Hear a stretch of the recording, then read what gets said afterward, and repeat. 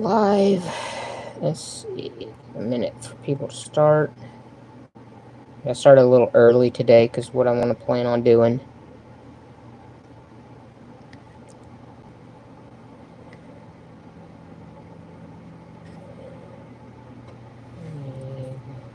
Go over here.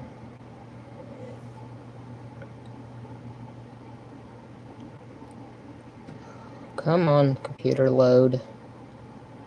Try and get things set up here a minute. Come on.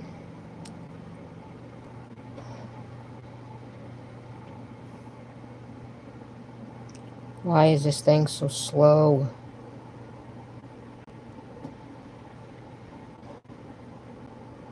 I know what I started. You just load. Oh, Raggedy Ann. Used to have some of those Raggedy Ann and Andy dolls when I was a kid. Those are...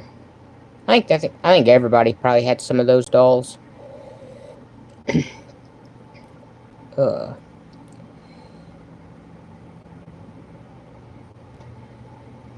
Let's see, trying to... I don't know what I'm doing, just do this one here.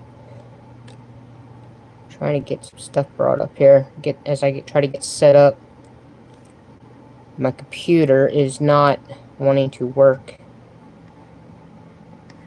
That.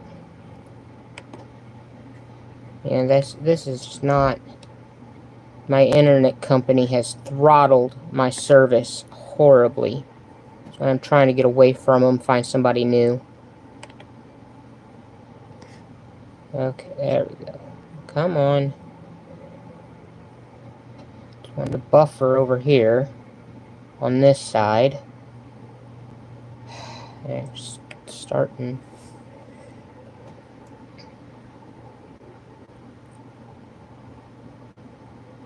Is everybody being able to see this okay? Because as I try to do this on my computer, I keep getting buffering stuff. So I'm trying to figure out what's going on here before I fully get into what I want to do today.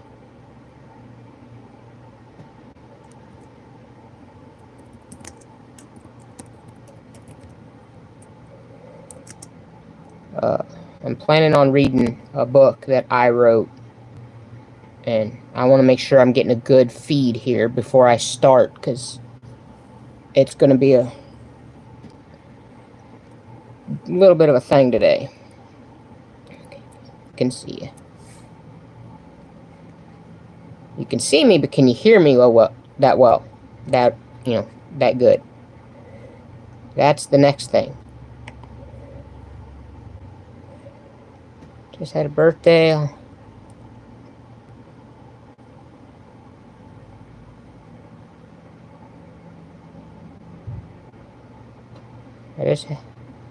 Well, happy birthday, Alex. My birthday was back on the 17th, so October's a popular month for birthdays, I guess. Believe it or not, my birthday's the 17th, my mother's is the 18th. Yeah, so can't forget that birthday. So, yeah, October seems to be a fairly popular month for birthdays, I think. Actually, I had a friend of mine. Her birthday would have been a Friday the 13th this year. She was born on October 13th, and so yeah, whenever we had a Friday the 13th in October, like we did this year, she always had a little party, because she's huge into Halloween and Friday the 13th, all that stuff. But, so, anyway, what I was planning on doing today here in my live is to read a book that I wrote. If any, I don't have seen the Disney Channel original movies, Halloween Town 2, Calabar's Revenge, Halloween Town High, and then Return to Halloween Town. Which, Return to Halloween Town, they recast Kimberly J. Brown with Sarah Paxton, and people weren't that happy about it. But I have written an unofficial 5th Halloween Town sequel book, called Goodbye Halloween Town. It's 10 short chapters and everything. And I was, I've been planning on reading it today since this is basically my Halloween live, because Tuesday's Halloween. This book is dedicated to Debbie Reynolds, the best Grandma Aggie any young witch or wizard could have asked for, forever in our hearts. And so that was the dedication I gave it. Have a map of Halloween Town that was actually featured in the 4th film. And your table of contents, all of that. Now, I did give a short, not really short, but it was one of the 10-minute videos on my TikTok, my personal TikTok, here a while back, where I read some of the first chapter and everything, but I only got a couple pages in, whatever it may be. So I wanted to, as I said, read it today, and hopefully y'all can bear with me, because I do have a bit of dyslexia, so even my own writing, I will screw it up somewhat. So, I'm not a great narrator or anything, so hopefully you can forgive me a little bit if I mess up here or there and have to skip back a couple words and start the sentence over again, you know what I mean? So, but if we're get into this here, Chapter 1, Somebody's Coming. It was a chilly Halloween night as Emily begged her mother to go to the Halloween party instead of bed. "Mom, why can't I go to the party? Everyone else is going." "Because, Ems, the party is for grown-ups and it's your bedtime," replied Marnie. "You will have your own party soon enough." Mad, Emily heads to her room and slams her door, upset that she has to go to bed. As Marnie heads back downstairs, Emily sits on her bed repeating to herself, "I really want to go to the party." After a few times of quietly chanting about the party to herself, the room dissolves around her, and suddenly she finds herself back on the couch downstairs just as the first guests knock on the door. As Marnie walks into the room to answer the door, she sees her daughter on the couch. "Emily, did you just use magic to transport down here from your room?" "I didn't mean to. I just really wanted to come to the party," replied Emily. "I know you can't help it right now. You're still learning magic and you don't have full control of your powers yet," replied Marnie. "I remember once, when she was about your age, your Aunt Sophie did the same thing with a cookie." "Really?" asked Emily. "Of course, at that time none of us knew we were witches. Your Grandma Gwen tried to hide it so we would be mortal," replied Marnie. "Why did she try to hide it?" "Because your Grandpa William was immortal and Grandma wanted all of us to fit in better here in the mortal world," replied Marnie. "See, if a witch turns 13 and she isn't trained, she loses her powers. Had Grandma Gwen kept the truth hidden, I would have been immortal. Fortunately, your Grandma Aggie stepped in and saved our powers." As Marnie was telling Emily the story, the doorbell continued to ring with a sound that seemed to get louder with each push of the button. So Marnie told Emily she could stay at the party for just a few minutes. Then she had to go to bed. I'm still wondering how you do a script. Scripts are a little... Doing a script on the Raise the Edmund Fitzgerald. I don't know. That one, there'd be a lot of work to be planned out on that one. Scripts are a little tricky to work out. They're a lot different than trying to write a book like this. Emily greeted the guests as they came in, helped pass drinks and snacks, and soon it was time for bed. Emily rounded the top of the stairs to head to her room. She came to a stop in the hallway. There's one of the mess-ups. "What are you doing here, Grandma?" asked Emily. "I need your mother's help," Gwen replied as she stepped through the portal in the hallway and joined the mortal world to Halloween Town. "Do you want me to get her?" asked Emily. "No, you go to bed like your mother told you." Emily cut in. How? Just go, Emily. Good night, Gwen said sternly. With a wave of her hand, the portal vanished and the hallway was opened once again. Emily gave Gwen a quick hug and headed off to bed as Gwen headed downstairs to find Marnie. What are you doing here, Mother? Marnie said, surprised. We need to talk, in private, about home, replied Gwen. Marnie knew something must be wrong, so she excused herself from her guests and stepped into the kitchen. What's going on? Asked Marnie, looking around. Gwen replied, I can't say here. The mortal world isn't secure. Someone could be listening. Gwen did not know at that time how true that statement would be, for unknown to either of them, someone was listening. What am I supposed to do with Emily? Marnie asked. Bring her with us. It's not safe here, Gwen replied.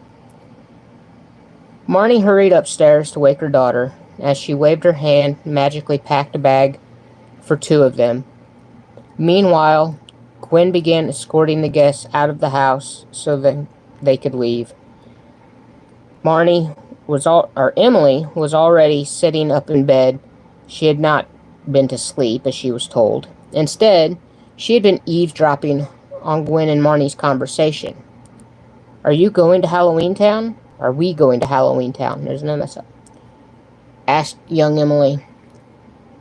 Yes, Grandma needs Mommy's help, and you cannot stay here alone, replied Marnie. The two of them quickly headed out of the room, the bag magically following behind. I see you still use your Grandma Aggie's bag, said Gwen. Marnie replied, Of course. It's the best choice for whatever's going on. It is bottomless, after all. As Marnie stretched out her hand for the bag to rise up to her, Gwen summoned the portal. Emily was fascinated to see the portal open for the first time. She had not been able to go to Halloween Town yet since she was just beginning to learn magic herself. With the portal open, all three stepped through and out into the front yard of the Cromwell Manor. Having seen their return, Sophie rushed out to greet them. Aunt Sophie! Exclaimed Emily, as she rushed to give her a hug. There's my favorite niece, said Sophie. I'm your only niece, replied Emily with a laugh. Gwen quickly cut in and told everyone to get inside before they said too much. In Halloween Town, you never know who is listening after all. Luckily, Cromwell Manor is known to be the most protected house magically in the creature world, the Cromwells being the most powerful witches in Halloween Town. Quickly, everyone gathered their things in the yard and turned to rush in the house.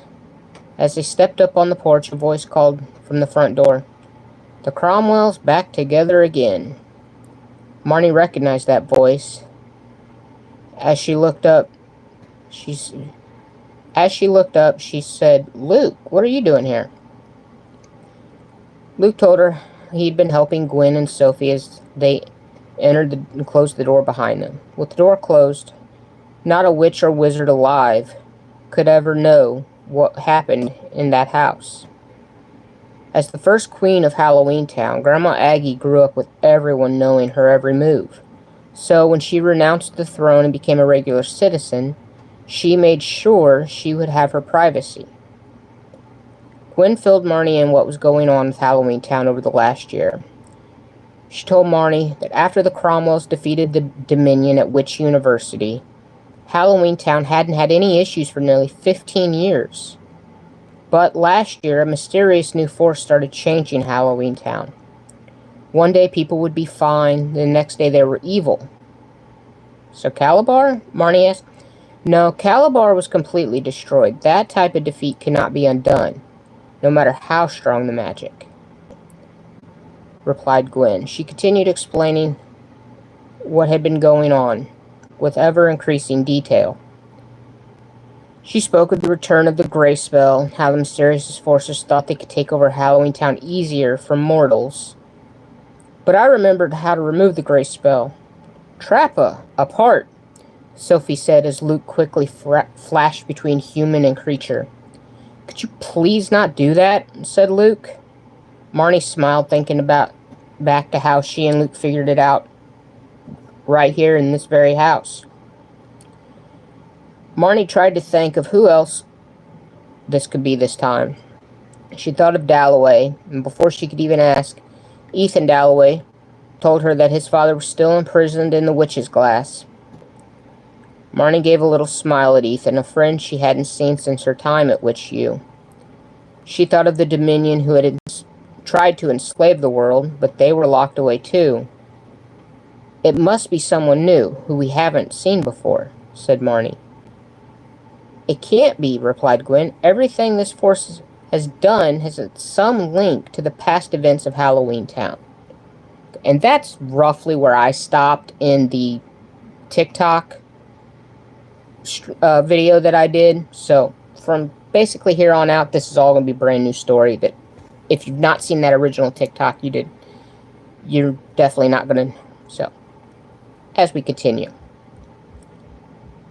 Marnie looked puzzled as she tried to think of what could be behind the events in Halloween Town.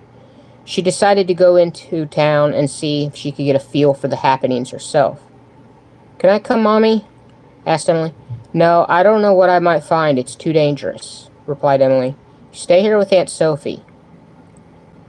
Bumped a button there. Upset, Emily tried to plead with her mother, but Marnie wasn't letting up. Emily finally gave up her attempts and went stomping off into the other room. Marnie turned to Gwen and asked for help.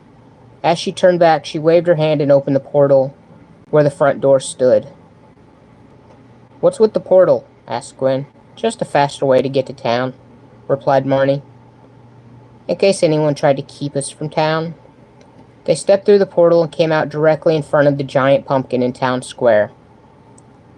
It's been a while since I stood in front of this old thing, quipped Marnie as she looked up at the jack-o'-lantern. As Marnie and Gwen turned around, clouds began to magically roll over downtown. A wind began to pick up and creatures looked up to see what was going on. Many covered their heads and ran to take cover, knowing this was no ordinary storm. Suddenly, bolts of lightning struck the roof of City Hall. That's new, says Marnie. As the flash of lightning faded, a mysterious smoky figure stood where it had just struck. I could imagine this animated.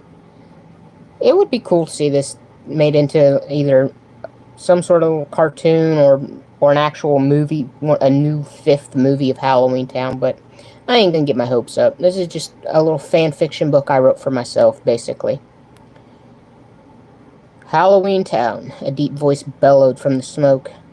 Now the time has come for new power to take control of your world.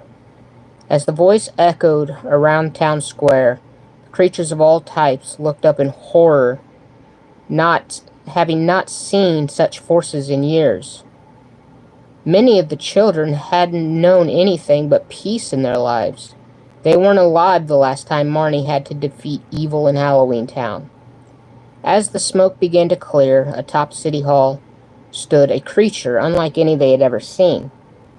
Taking a look around, the creature began to speak again. For far too long, we have hid in fear. The time has come to step out of the shadows and reveal our true selves. Then show us who you really are, shouted Marnie. All in good time, Miss Piper. All in good time, replied the figure. Marnie looked shocked. Nobody called her Miss Piper anymore. She either was a Cromwell or went by her married name, which they didn't know in Halloween Town. Marnie began to wonder if she knew the person behind the figured disguise. Perhaps someone she had fought in the past?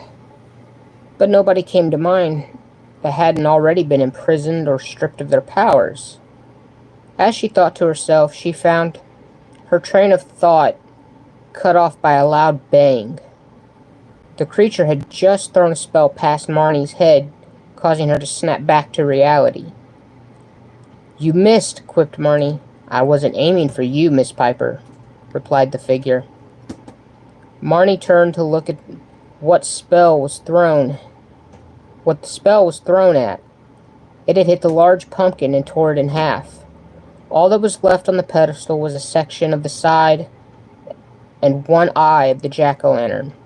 Shocked, she turned back to find the figure had vanished.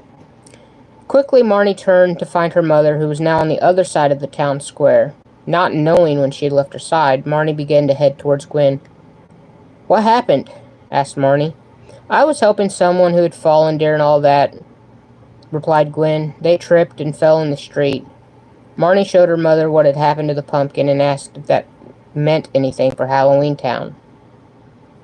"With the pumpkin gone, Halloween Town is in even more danger now," said Gwen. "The pumpkin was the source of power for Halloween Town. When your grandmother was first crowned queen and installed the pumpkin, she enchanted it with a protection spell." Marnie was taken aback by her mother, that her mother knew about the Cromwell royal line. Grandma Aggie never spoke of it, and it wasn't until a time spell at Witch University that she herself learned the truth. Marnie could still remember vividly the talk she had with her younger grandmother while in the past, discussing the future of Halloween Town and how to defeat the Dominion that plagued the school at that time. It was that trip that helped Marnie to unlock the box that held the amulet to use it to defeat the Dominion. With everything over in the square, Marnie and Gwen headed back to the house. They had to check to see if anything had happened there when the figure appeared in town. There's the dyslexia. With the figure breaking the pumpkin, there's no telling what that means for the future of Halloween Town. Marnie waved her arm, and a familiar taxi came screeching around the corner. Good old Benny was still driving everyone in Halloween Town. "Well, if it isn't the Cromwell," said Benny excitedly. "How many lives has it been?" "Ha ha!" Marnie laughed at Benny's little jokes, as always. "We need a ride back to the house." "Hop in. Anything for you," replied Benny. Marnie and Gwen quickly got in the back of the cab. Benny took off, headed for Cromwell Manor. As they pulled up to the gate, Sophie came running out. "What happened?" asked Sophie worryingly. "We saw the smoke in town." Marnie and Gwen didn't say anything at first. They just thanked Benny for the ride and hurried back in the house to discuss what had took place in town. Once in the house, they began to detail what had happened in town square just moments ago. Sophie, looking shocked, said, "Like Calabar did our first time here." Yeah, dyslexia sucks. My own writing and I still mess it up. Let's see. Marnie thought to herself, "Well, thanks for the new sub. A gorilla tag. I appreciate it." Marnie thought to herself about that day. She turned and gave Luke a slight smile, which he gave back, knowing the reason. Luke remembered how he had fallen for Calabar's plan before realizing what he had done, helping Marnie to defeat him. Coming out of the flashback, Marnie and Luke rejoined the conversation. Gwen was mid-sentence as they turned back into what was going on. "I looked up to see Marnie sprinting across the square to me." As she finished telling everyone what had happened, Gwen turned to Marnie and asked if she had any plans for the new threat in Halloween Town. Marnie thought to herself for a moment before replying, "Not yet." She wasn't sure how to fight an evil, and she didn't even know what was behind everything. Every threat is different from the last. Calabar required Merlin's talisman. His son Cal only required Marnie to not show fear when she took back her grandmother's spell books. And the Dominion took the help of her mother and brother, working alongside her to defeat.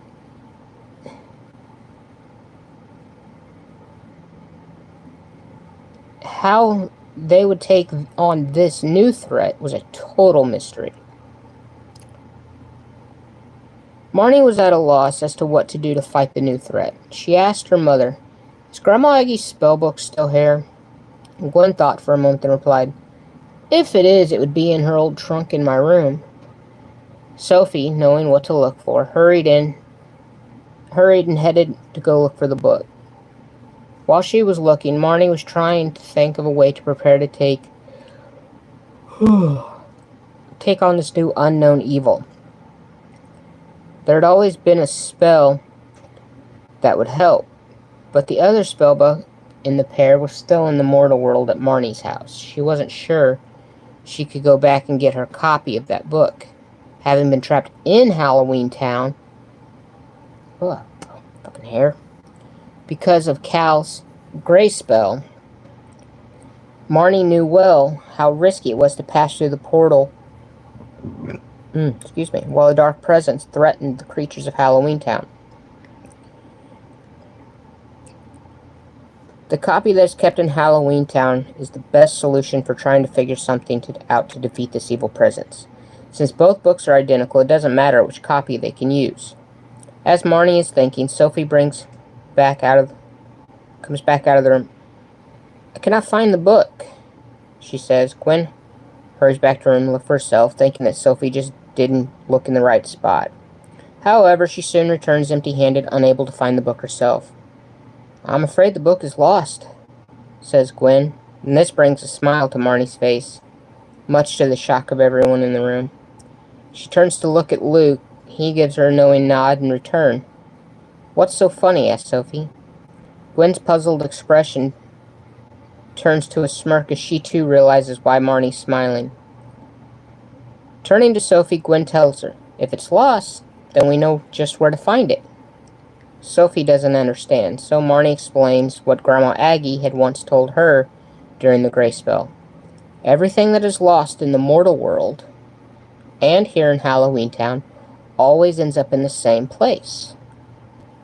She explained. "And where's that?" asked Sophie. "Come with me and I'll show you," replied Marnie.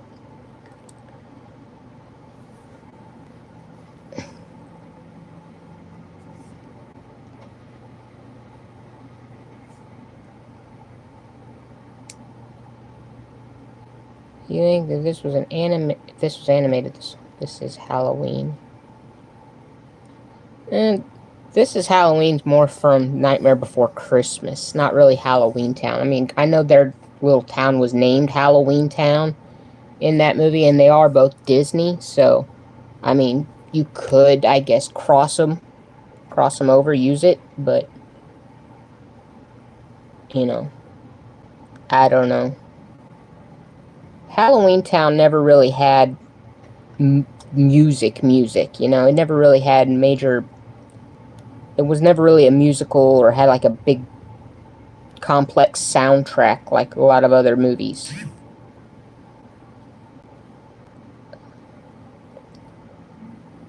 The two sisters walked outside and flagged down Benny's cab as it drove by. "Where to, ladies?"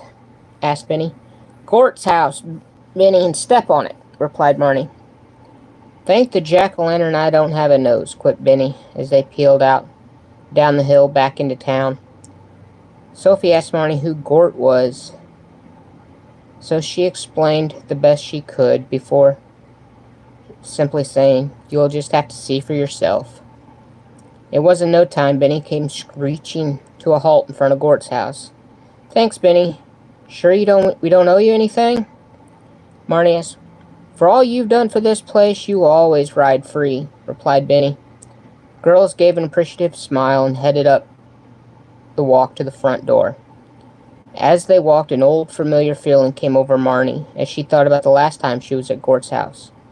Before she knocked on his door, Marnie tried to brace Sophie for what was to come. "Gort is a smelly, short-tempered junk man," she explained. Before they could even knock, the door was ripped open. "What?" snapped Gort. "Oh, it's you again." Gort's mood seemed to change when he recognized Marnie. "What are you doing here again?" asked Gort sarcastically. "I'm afraid we lost the spell book again," replied Marnie. "Fine, come look through the book," said Gort. "Don't touch my stuff." Gort closed the door behind them as they started down the stairs to look through his piles of books. He wasn't much for organization. "Does it always smell like this here?" asked Sophie. "I'm afraid so," replied Marnie. "That's Gort for you." The two made their way through piles and piles of everything. Some piles were roughly organized, but there was no clear order to the chaos. After stumbling a couple times, they finally reached a stack of books and started to go through them. After a couple minutes, they still hadn't found the spell book, so they moved another stack of books on the other side of the room. Yet again, it was not in that stack of books either. They moved on to yet a third stack. "Here's a book," shouted Sophie, "but I've never seen one like this." Marnie walked over to where Sophie stood, holding an odd-looking spell book. "Put that back," Marnie snapped upon seeing the book's blinking eye. "That's filled with dark magic. We don't want that." Anybody get that little reference I made right there? The blinking eye? That was a little nod to Hocus Pocus that I put in, just because I love Hocus Pocus. Sophie quickly laid the book back on the table as the eye continued to dart back and forth between the two of them. "It's not here," exclaimed Sophie. "What now?" Marnie just shook her head, not knowing what to do. The girls thanked Gort for letting them look and headed back outside. But when they got outside, something had changed. Benny was gone, as was Halloween Town. Instead, they found themselves standing in an empty black room which seemed to go off forever in all directions. Sophie quickly grabbed her sister's hand and Marnie yelled out for the figure to make itself known. Within a few seconds of calling out, a booming voice echoed all around them. "Young Miss Piper, so glad you could join me." Unable to know where the voice was coming from, Marnie and her sister stood back to back. I gotta fix that. I put the wrong. Stood back to back to be ready for anything that might come. "What do you want?" "What do you want?" Marnie yelled into the darkness, but no reply came. She demanded the voice reveal itself to them and show them who they were. "In time," the voice echoed. "You will know in time." As the voice echo faded off into the darkness, a new scene grew around them. It was Halloween Town, but not as it looks now. Marnie first thought they'd been transported downtown, but quickly realized it was another vision. She looked around to see buildings either crumbled or burned. But it wasn't a newly burned community. It was as if it had happened a long time ago. Vines and brush had grown up the sides of the remaining buildings. It was a ghost town. Halloween Town was no more. Unable to contain her emotions, Sophie broke into tears and wrapped her arms around her sister. Marnie had enough at this point and demanded to be allowed to go home. Suddenly, as she yelled into the darkness to return home, the blackness lifted and they were both standing in front of the gates of Cromwell Manor. The mysterious force had done what Marnie said. It returned them home. As Sophie noticed they were where they were, Gwen came running out of the house. "Where have you been?" she asked worryingly. Marnie didn't understand why she was so worried. "We went to Gort's to look for the spell book," she said with a puzzled look on her face. "You knew that?" Then they got the news they were not expecting. "You've been gone for 2 days." Marnie and Sophie looked at each other in disbelief. "It couldn't have been that long," they thought. "It couldn't be," said Marnie. "I mean, we had a run-in with whatever's behind everything, but that only lasted a few minutes." Gwen performed a time spell to show how long they had really been gone. They couldn't believe it. It had really been that long. Still in shock, all three of them walked back into the house to try to come up with a plan since they couldn't find the spell book at Gort's house. As they walked in the door, everyone jumped up and rushed to their sides. Luke even hugged Marnie, happy she had finally returned. He looked at her and said, "I'm going with you from now on in case anything else happens." Marnie thanked him for his concern, but reminded him that he didn't have any magic. She told him she may need magical help when she is out, and he reluctantly agreed. Chapter 2, A Mortal Risk.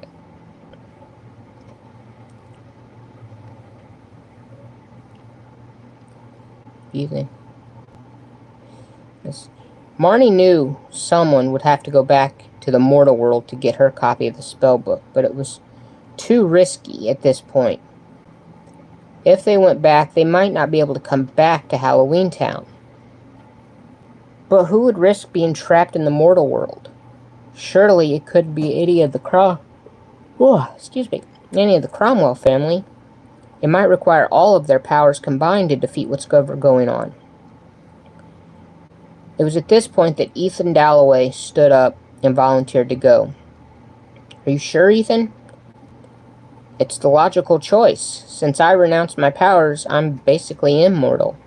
If I get trapped in the mortal world, it won't be an issue, replied Ethan. Marnie looked at her mother. They both nodded in agreement. Gwen and Marnie turned to the hallway and began to open the portal between the two worlds. Spiritus Animalis. Okay, I wrote this in a different language. I don't even remember what I wrote here. It was. If you've seen the movie, it's the chant they use in the second Halloween Town to open the portal. But I wrote it off in a different language. We call on the dreams of creature and mortal. I guess it was the third. So we call on the dreams of creature and mortal to heal the world's divide. I don't remember. You'd have to go watch the movies to get it all. I'm not reading what I wrote on that part. Skip to the next paragraph. With that, the portal began to open, linking the hallway in Halloween Town back to Marnie's house in the mortal world. Marnie explained to Ethan where the book was kept. As he quickly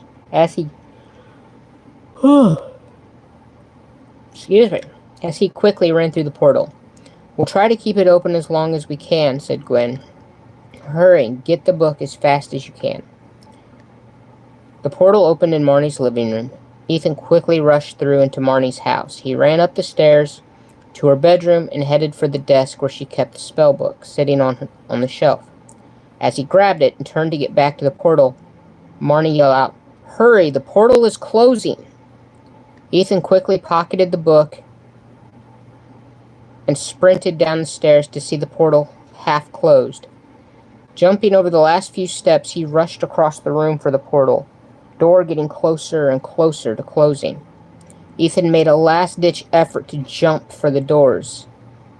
He fell to the floor back in Halloween Town just as the doors closed and the portal vanished.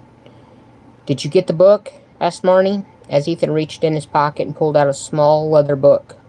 You mean this one? Right here? Marnie took the book and it instantly expanded in her hands. She and Gwen quickly took the book to the table and started to go through it. It was difficult to know which spell would be best when they didn't even know what they were up against. They saw the spell for the light of Merlin's talisman, but that required being placed in the pumpkin in the town, which is broken now. Every spell they found had a reason why it wasn't able to be used. Marnie thought of something. She happened to remember the amulet she used at Witch University to defeat the Dominion, but she had hidden it after she used it and won the battle. But Marnie remembered who the last person to possess the amulet was, who she entrusted it to for protection. Dylan, do you remember what you did with the amulet when we were in college? Marnie asked. Dylan thought for a moment. He hadn't thought about that amulet in years. Yeah, he said, the puzzled look on his face. I stored it in the book I found it in. Marnie thought for a minute. It had been years. Surely it wasn't still in that book. Yet they had no choice but to look, just in case it had been left after all these years. Come on, we gotta go to Witch U and look, she said to Dylan. Dylan reluctantly got up and headed outside with Marnie to call Benny for a ride. As they closed the gate behind them, Marnie sent a messenger spell to call the cab for a ride. Benny brought the cab to a halt in front of the gate, and Marnie and Dylan got in the back seat and told him to take him to Witch U. "Thought you graduated," said Benny sarcastically. "Got a makeup test to take?" Marnie laughed as Dylan replied, "We just have to get something I left there."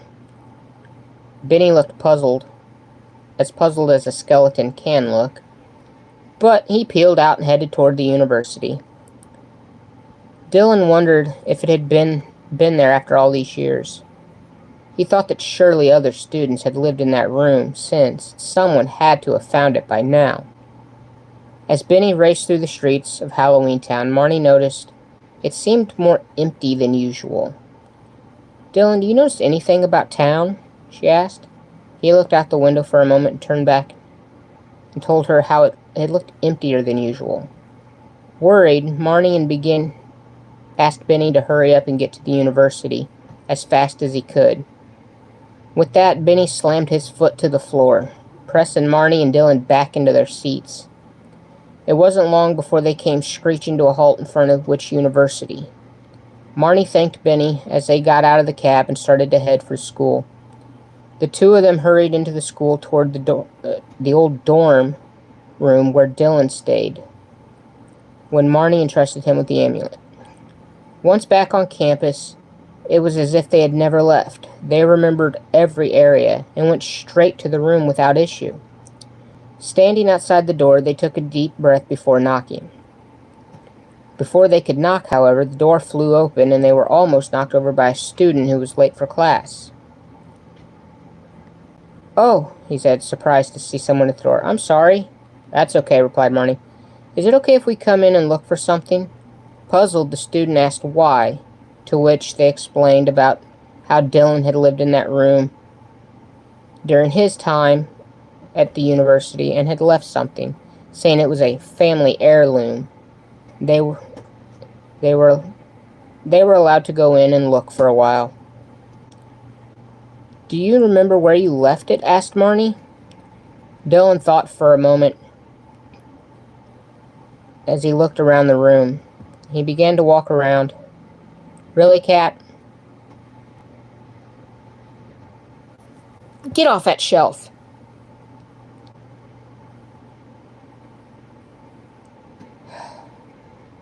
Cats. He sat down at the desk and looked at the contents strewn about the top. As he looked around, the memory came back to him. Miming his actions, he picked up a book as if it was in the past. "I remember," he told. "I grabbed a book that was laying here on the desk." Dylan picked up a book in place of the original. "I opened it to find the amulet hidden inside," he said, picking up a book and turning around. "I closed the book and turned. Suddenly, he saw the book. The serpentine S on the spine was unmistakable. He quickly grabbed the book and pulled it off the shelf. Opening it, they only found a note. Pulling it out, they unfolded a small piece of paper to see what it had said. "If you are looking for what was hidden in this book, I found it in my second year here. I have hid it again to keep others from finding it, especially those who do not need its powers. To retrieve what was in this book, Halloween Town's quietest place is where you look."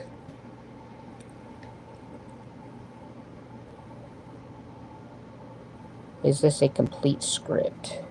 This isn't a script. This is a book. This is actual book that I'm reading.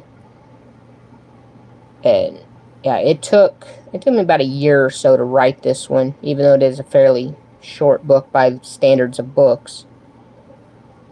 But yeah, it's a book. I have thought about turning it into a script as well, but I haven't started that one yet. Marnie and Dylan looked at each other puzzled, and they didn't know what the note meant. They hurried back to the house to try to figure out the clue. Marnie was aggravated that she had no clue what it meant. Back at the house, she showed the paper to Gwen to see if she knew what it meant. She took a look at the clue, but was as lost for what it could mean. Gwen read the clue over and over, trying to figure out what it meant. Then it came to her. The Whispering Forest. Gwen said with excitement. Puzzled, Marnie asked her, what is the Whispering Forest? Gwen got a map of Halloween Town and began to explain the forest to everyone. It's a forbidden area of Halloween Town. You can't make any sound in the woods. It was cursed a millennia ago. The softest sound will be amplified, and it will grow and grow until it becomes deafening. It has caused many witches and wizards to become lost forever deep in the woods. Having learned about the forest, Marnie and Gwen sat down to form a plan to try to find the amulet.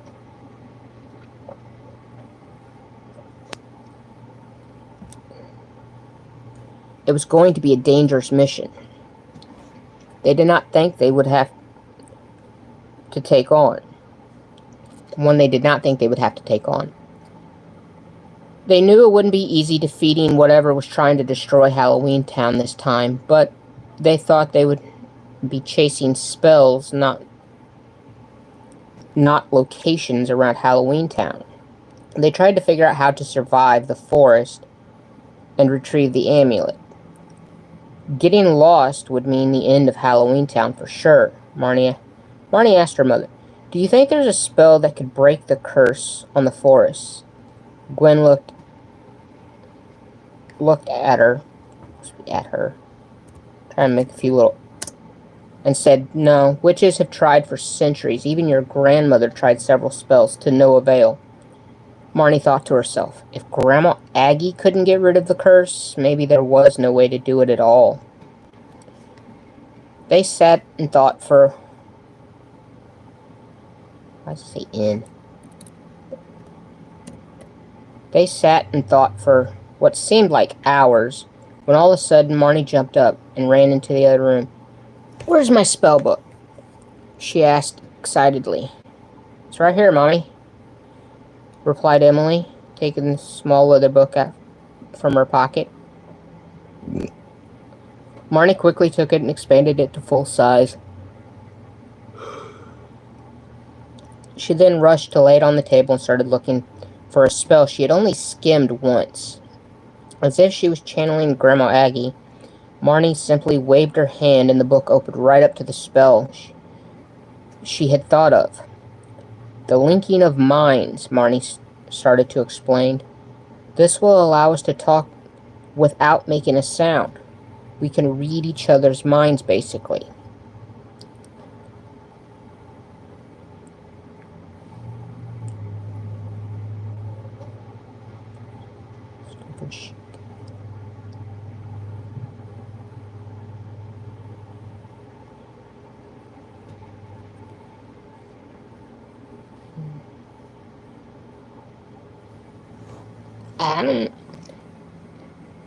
An undiscovered ship. I don't know. Not quite. The Cyclops. Cyclops would be a good one. That's a shipwreck that's never really been found. That's fascinated a lot of people. Has stories of Nazis and all kinds of stuff. You get into that one. You might check out Cyclops.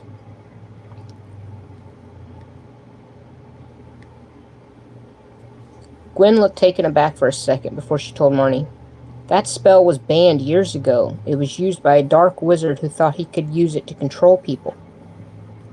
Marnie asked what other option they had, to which Gwen couldn't think of any.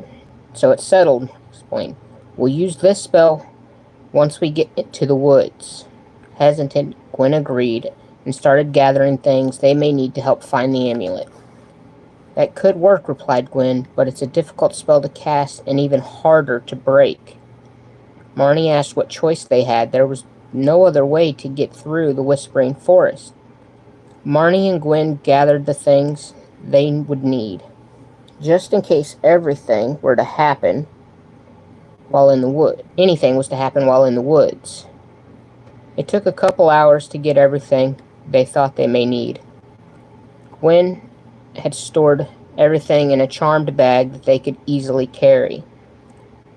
It is already getting dark. Let's rest for the night and we'll start first thing in the morning, said Gwen. Marnie agreed and went to the kitchen to make dinner for everyone. After dinner, Marnie took Sophie and Dylan aside to talk to them. I don't know how tomorrow's going to go. I want you two to watch after Emily for me while we are gone. They assured her everything would be fine, but agreed to watch Emily for her. After an evening of laughter and games, something none of them could do to this point. Hold on, I think I messed this sentence up again. After an evening of laughter and games, something none of them could do up to this point, everyone headed off to bed for the night. Marnie and Emily were sharing Grandma Aggie's old room. As they laid in bed and talked about Aggie for a bit, Emily was very young when she passed. She did not get to know her the way Marnie and the others had. Talking about her helped Emily get to know the woman who had trained Marnie and Sophie.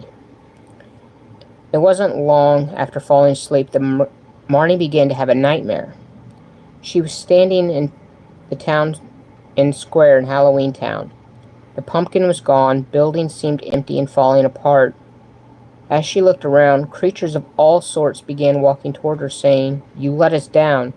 Your grandma could have won. You are nothing. You're a loser." Marnie tried to get away from them, but no matter where she turned, there were creatures all around her. Then she looked up to see her family in front of her. Gwen started saying, "I knew I should have hid your powers. You could never be a good witch like your grandmother." She looked over Dylan, who was saying, "I'm glad I prefer my mortal roots. Powers are overrated." As she turned, she saw Sophie, who told her, "I can't believe I looked up to you. You are nothing." With that, Marnie snapped awake, sweat pouring everywhere. She had never had such a nightmare like that in her life. It seemed so real. She truly felt as if she was in danger.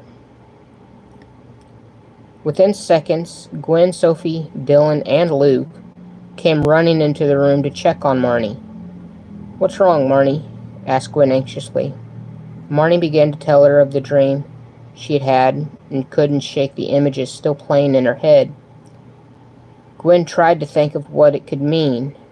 Dylan turned to her and said, "Mom, it was just a nightmare. It doesn't mean anything." Gwen quickly took Dylan aside and explained to him about what was going on. For mortals, dreams don't really mean anything, though many try to find meaning. But for witches, they do have meaning. In the beginning of time, the first witches could cast spells on themselves to be able to see what the next day would bring. As time went on, the spell took hold until witches began being born with the spell already in them. Eventually, mortals started being born with it as well, but because they lacked magic, the dreams were random and served no purpose. Dylan looked amazed. He had not heard anything in all of his research. Gwen told him that he wouldn't have read about it. It wasn't something many knew. Gwen didn't tell Marnie of this. She didn't want to worry her about things.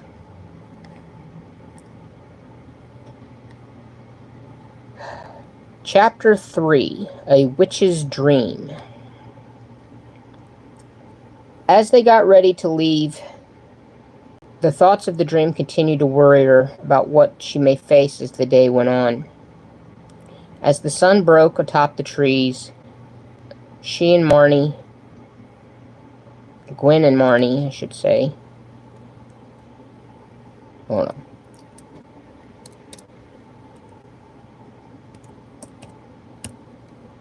Gwen and Marnie told everyone what to do while they were gone, and they set out the door for the woods. Marnie waved her hand, and Benny came screeching around the corner. "You're off early this morning," he said. "Early bird gets the worms, I guess. I may have one in one of these old bones somewhere." Marnie and Gwen gave a half-hearted laugh at Benny's joke. He realized something serious was going on. and perhaps for the first time ever, he became quiet and didn't say anything else the whole ride across Halloween Town. As they stepped out of the cab, Gwen asked Marnie if she was ready. Marnie just shook her head, and they began to do the linking of the minds. Nacio quid certe esta ameno. Again, something I wrote in a different language. I don't even quite remember. If I remember correctly, this is a Star Trek reference. If I remember correctly, it's the Vulcan mind meld, and I translated it into a different language. It's my mind to your mind, my thoughts to your thoughts, so forth, if I remember correctly. But don't hold me to that one. I don't even remember what language I translated these into. I think it was Welsh, because it mentions in the original Halloween Town that spells are in Welsh, so it might have been Welsh. But on to the next paragraph here.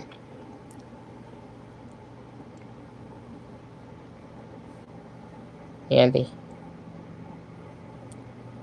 Live long and prosper. Yeah, I'm a big Trekkie, so yeah. As they finished, Gwen thought, "Can you hear me, Marnie?" "Yes," replied Marnie in her mind. They had successfully linked their minds. As they set off, they realized they had no idea where to start looking. "Where are we supposed to start?" thought Marnie. "This place is massive." Gwen looked around for a second and realized something from when she was growing up. "There's an old stump in here that is known for hiding things," she thought. "If it was hidden anywhere, it might be there." Her and Marnie set off deep into the woods. The woods were very eerie. Marnie noticed there was nothing living in the woods besides the trees. No animals or insects lived in these woods, likely driven out by the curse. As they walked, the silence made it seem as if they had been there for hours. Looking at her phone, Marnie could see it had only been a couple minutes. They continued to walk deeper and deeper into the woods, to a point where there was no visible way out in any direction they looked. As they continued to walk, a dark cloud began to fill the sky. Suddenly, a bolt of lightning struck a large tree in front of their path, and it fell, blocking their way. They stopped and looked around, and suddenly there was a voice. "Trying to find something, are we?" came a mysterious voice. Yes, I am in your head, Miss Piper," the voice continued. Marnie and Gwen looked at each other in shock. They realized that even these woods aren't safe. Marnie and Gwen hurried deeper into the woods to find the stump before it was too late. As they ran, the sky suddenly cleared. The voice was gone. They were alone once again, and so they slowed back to a walk as they continued deeper into the woods. Looking for the stump, as they walked into the woods looking for a stump, they came upon a clearing in the center, and in the center was the stump they had been searching for. They hurried to it to look inside. As they approached, they both looked around to make sure they were truly alone. Once they were assured of their protection, Gwen walked up to the stump and opened a hidden panel on the top.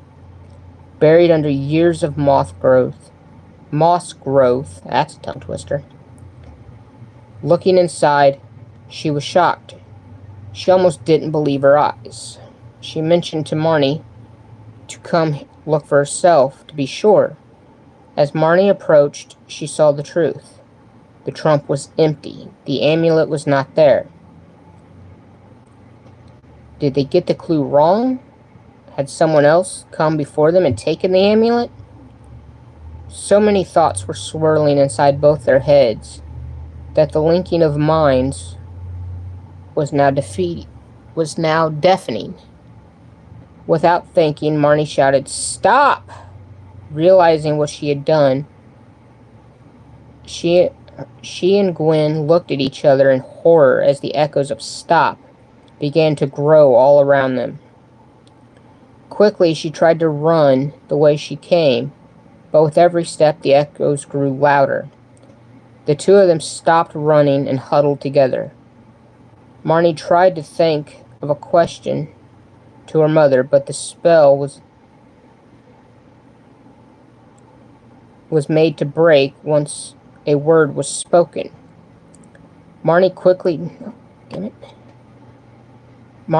took out the bag she had packed in case of emergency, and she dug around inside for a moment.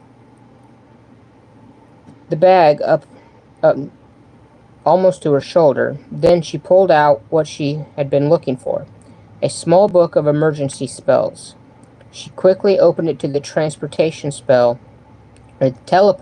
spell. Spell was made strictly for emergencies, only because it tended to have side effects for those who used it. As the echo grew and grew, Marnie had to almost scream to cast the spell over the sound of the woods. And again, another spell written in a different language that I'm not even going to try to speak. I don't even remember what it was I translated, or if this was any Easter egg to anything as well. I don't remember on that one. So, suddenly the echoes faded out as the woods dissolved around them. They opened their eyes to find themselves standing in front of where the large pumpkin had been in town square. "Why didn't it take us to the house?" asked Marnie. "The spell was made to get witches safely from anywhere in either world," Gwen explained. "This location was deemed the most suitable point of return for all witches and wizards." Marnie shook her head, agreeing that was best, but she was still upset the woods were a dead end. Gwen reached in her pocket and pulled out a piece of paper. "Here, I was able to snatch this out of the stump before everything." Opening the small folded piece of paper, of yellowed paper, Marnie began to read it aloud. "If you have found this, then you are looking for what I have. Its power is too great for anyone, its temptation too alluring. Yet it seems it cannot be destroyed. If you seek what was here, the junk man you need to see." Marnie couldn't believe what she had read. "Are you serious?" Realizing what it meant, Gwen said, "Back to Gort's, I guess." Just then, Benny came around the corner. Seeing the Cromwells, he screeched to a halt right in front of him. "Need a lift?" he asked. "It's always on the crypt."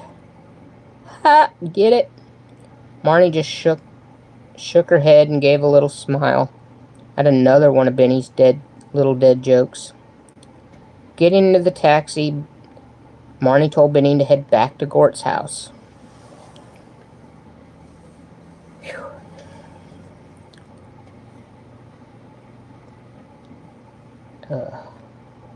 Marnie had seen the whole shelf of jewelry when she was at Gort's, but she didn't pay any attention to what was actually there. As they pull up to Gort's house, something strikes Marnie. "Something's wrong," she says, looking at her mother. She notices Gwen has fallen into a trance. Suddenly, she begins to speak in a deep, booming voice. "Foolish Miss Piper. You really thought you could go on your little scavenger hunt and I wouldn't know what you were looking for?" Startled, Marnie snaps back at the voice. "If you know what it is we're looking for, then where is it?" "Ah, Miss Piper, do you really think I'm that naive to tell you that?" replied the voice sarcastically. "No, I think you don't know. No, I don't think it is you know what it is we're looking for. You're scared," replied Marnie. The voice turned angry in an instant and used Gwen's body to lash out at Marnie. But Gwen was too strong and fought back. The two entities, Gwen and the darkness, now wrestled over control of the body. While the two fought, Marnie got out of the car and rushed around to her mother's side. Yanking the door open, she quickly pulled Gwen from the car and yelled at Benny to get help. With that, he took off down the road towards Cromwell Manor.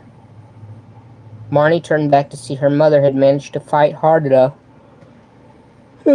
yeah, that the darkness now loomed over her like a storm cloud. As Marnie went to take a step, a deafening clap of thunder echoed in her ears.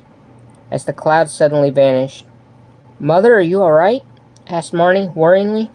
Nodding her head, Gwen barely got out the words yes when Benny suddenly came back up the road, sliding to a halt. The cab wasn't even stopped when the doors flew open and out stepped Sophie and Luke. Quickly, they ran to Marnie and Gwen, worried about what was going on. Marnie yelled, "Sophie!" "Marnie!" yelled Sophie. "What's wrong?" Marnie explained what had just happened and told Sophie to get Gwen back to the house.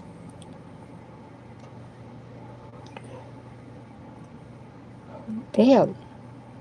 As Sophie and Gwen climbed back in the cab and headed back to Cromwell Manor, Marnie and Luke... Meanwhile, Marnie turned to Luke, asked Luke for help. "I'm not leaving your side until this is over," exclaimed Luke. Marnie wasn't in the mood to argue with Luke. At one point, she would have thought she was more capable of handling herself. However, having seen what just happened to her mother, she knew nothing was certain. Luke may not have been magic, but he was the best option to have around in case something were to happen. Trying to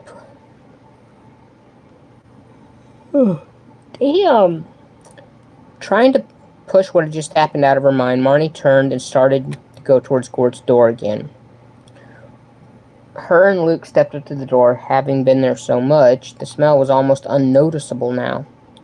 Luke knocked on the door as he turned to make sure Marnie was okay. She nodded, letting him know she was okay.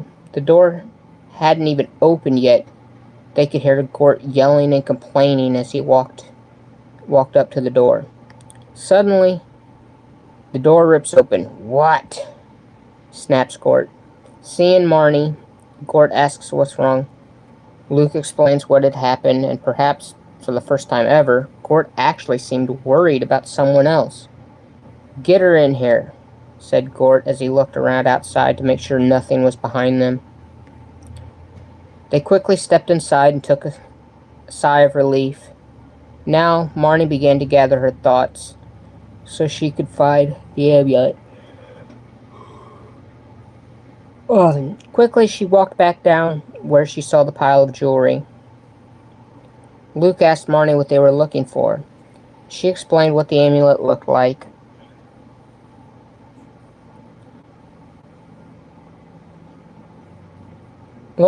If it was there. Having an idea of what to look for, they began to look around. Marnie made her way to the shelf where she saw everything last time. Rifling through everything, she didn't see what she wanted. "Gort, do you have any other piles of jewelry?" asked Marnie. Gort told him there was only one other pile, but it was in a different part of the house. He explained that he had kept some things separate that he liked when he liked an item more than anything else. Marnie and Luke were escorted to another stash of jewelry that Gort had kept for himself. Sure enough, there it was. The amulet was front and center as they opened the drawer. Gort seemed to really love the amulet for reasons unknown to Marnie. He told them he did not want to get rid of that piece of jewelry. Marnie tried to explain to him what it was and that they needed to have the amulet, but Gort was very attached, it seemed. Marnie took out her witch's glass and called her mother. Sophie answered. "What's wrong?" "Where's Mom?" Marnie asked. "I need to ask her something." Sophie walked into the room and handed the witch's glass to Gwen. "What's wrong?" she asked. Marnie explained that they had found the amulet, but Gort had formed some sort of attachment to it and wasn't wanting to get rid of it now. "I see. Hold on," Gwen told Marnie. Meanwhile, Sophie had brought Gwen's spell book Flipping through the book, she had found a blank page near the back. Waving her hand, the page suddenly filled with information about the amulet. "How did you do that?" asked Sophie. "All spells have spell books have blank pages in the back that are enchanted. If there's anything that's not covered in the book, all a witch has to do is turn to one of these pages and enact a charm." Quickly reading through the page, she finds the reason Gort's become attached to the amulet. Grabbing the witch's glass again, Gwen tells Marnie, "It seems that the amulet creates a bond with non-magical creatures." Marnie looked puzzled. She did not understand her mother. Gwen explained in more detail. "It seems, while it has no effect on mortals, if a non-magical creature comes in contact, it will link itself to that creature until it finds someone of power." Marnie then asked why it was still bound to Gort if she was there. "She has magic, and it should sense that." Gwen explains that the longer the non-magical creature has the amulet, the stronger the bond will be. Marnie and Gort stood there in the room, talking about the amulet. Gort was strong in his connection. It's starting to rain here. Marnie thought to herself, he must have had it for a long time now. What the hell was that? But Marnie kept her ground. Eventually, the amulet would recognize her magic and let Gort go. After about an hour, the switch finally happened. Gort looked at Marnie and told her, "Go ahead. Take it. I don't what I saw in that thing anyway."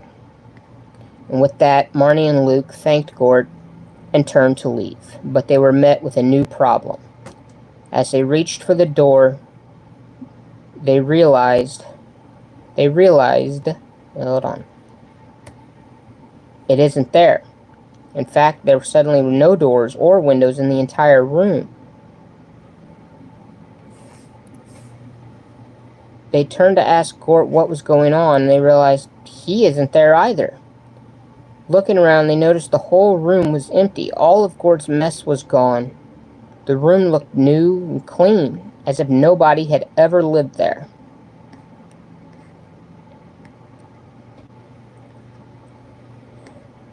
Chapter 4. Mysterious Figures Abound.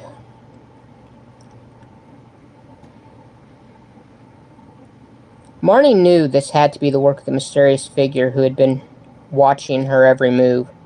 "Well," she yelled out, "are you going to show yourself?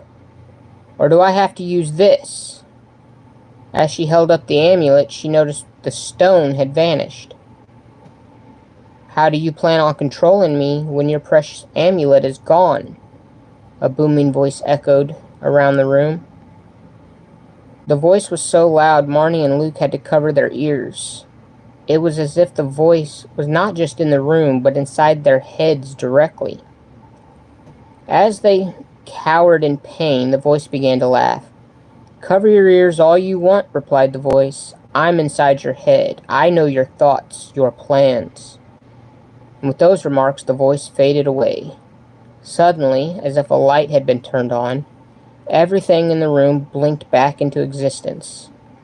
Marnie couldn't understand why this mysterious figure was always making sure she knew he was aware of what was going on. It was as if he was planning some sort of game with all of them.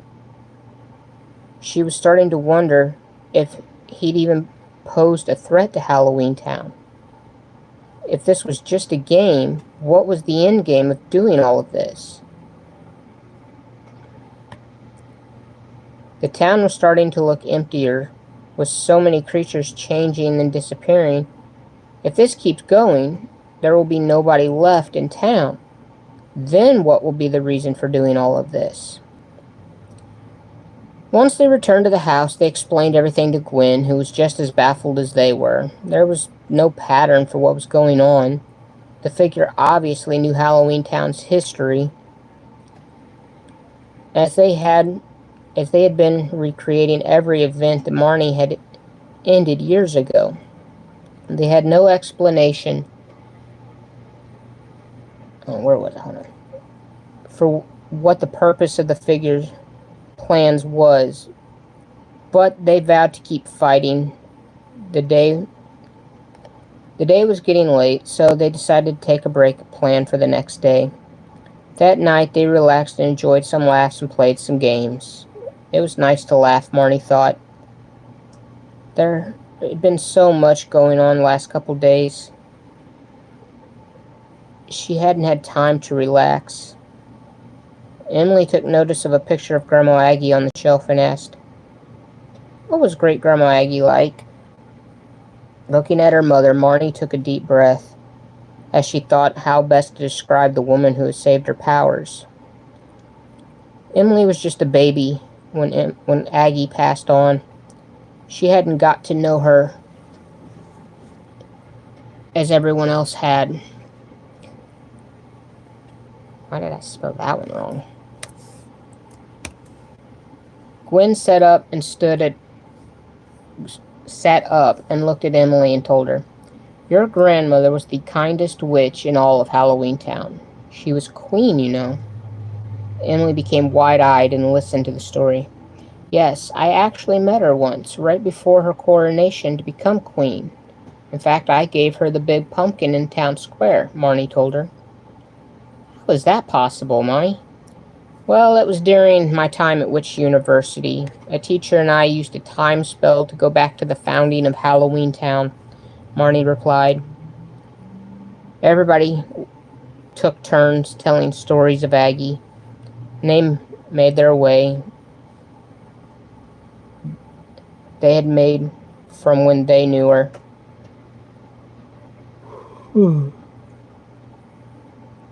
Excuse me, damn. It was a really emotional and therapeutic experience for everyone, and really helped to relax everyone from the stress of the day. Eventually, they all headed to bed for the night, ready to continue the fight the next day. It wasn't until the next morning... Oh, wait, I skipped something. While everyone slept, none of them knew what was going on around them. It wasn't until the next morning, when they woke up, that they learned what had happened. Emily was missing. Marnie began to scream out for everyone. Gwen and Sophie were the first in the room, followed quickly by Dylan and Luke. "Emily is gone!" Marnie screamed. How is that possible?" asked Sophie. "I thought this house was the most protected in Halloween Town."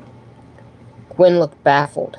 "It is. There's no way the figure could have gotten in here," she replied. Dylan then asked something that made everyone's blood run cold. "So, is there a traitor in the house?" Everyone stood breathless, scared to speak another word, for the fear someone would betray them. Gwen turned without saying a word and walked out of the room, puzzled. Puzzled, Marnie quickly got up and followed. She walked to the spell book and waved her hand with purpose. Suddenly, the book flew open and rifled through the pages as if someone was shuffling a deck of cards. Just as fast as it had opened, it stopped. Marnie took a look, but did not recognize the page she was seeing. She had read the spellbook many times, but had never seen the spell Gwen was reviewing before. Witch's Truth. A spell for those who trust not those around. Cast the charm and hear not their sound. Deepest thoughts inside the mind come to the surface for all to find.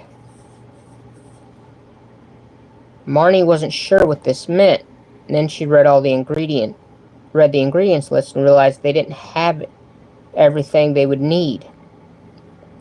She quickly grabbed a piece of paper and began to write down the list of ingredients. First, she went through the house and gathered what ingredients they had on hand and crossed them off the list. And after that was done, she turned to the ones she would need to go get from town. With the list in hand, she began to walk out of the house, but she was stopped at the door by Luke. "I can't let you go out there. You're in no condition to face whatever's going on." Before she could say anything, Dylan stepped up. Luke is right, Marnie. You're in no condition to fight right now. Marnie didn't even try to argue. It wasn't like Dylan to act like that. She simply handed Dylan the list, and he and Luke headed to town to get what they needed. There wasn't much to get, just one ingredient, in fact. But it was a difficult ingredient to find, even in Halloween Town. How are we going to find this? Asked Luke. I'm not sure, replied Dylan, but I had to help Marnie gather ingredients for Aggie our first time here, so I'll figure it out. They stood looking at the piece of paper, unsure where to begin their search. Even with all of the creatures of Halloween Town, it was still nearly impossible to find Voices of the Lost.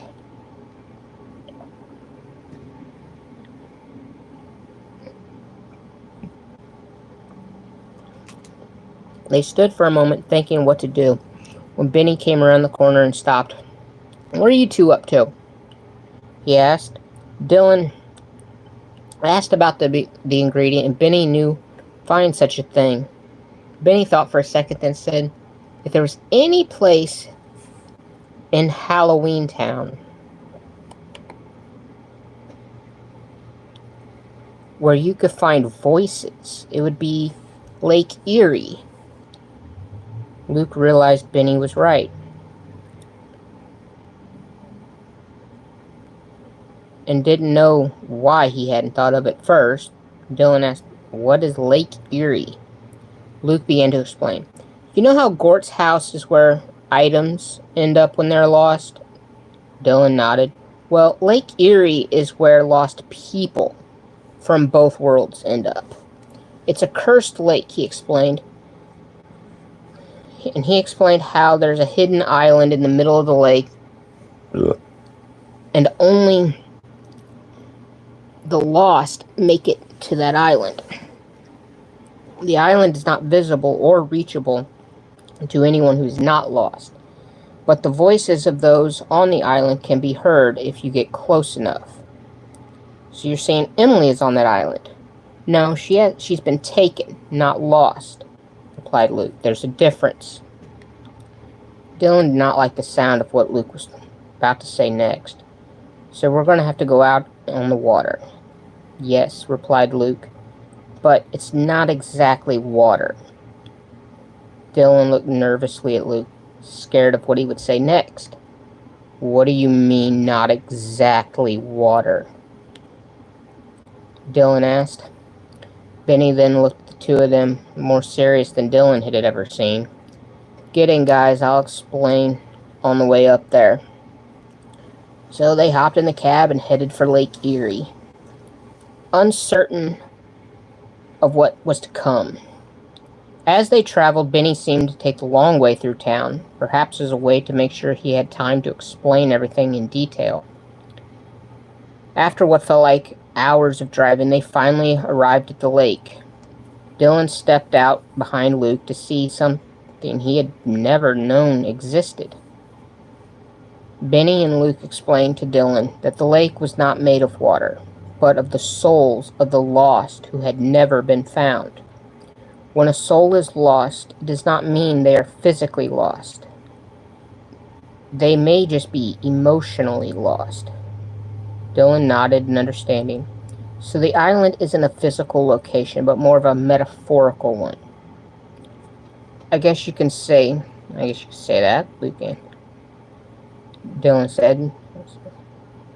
Benny then added, those who died without ever being found end up in the lake, looking for a way out that will never come. Grandma Aggie had always said that Halloween Town had its secrets, but they never questioned her about them. They always thought that they would learn of them when the time was right. But now that the time had come, Grandma Aggie was not here to teach them. As they stepped out of the cab, they saw nothing but trees. Luke took the lead and started to walk toward the trees ahead of them. I thought this was a lake.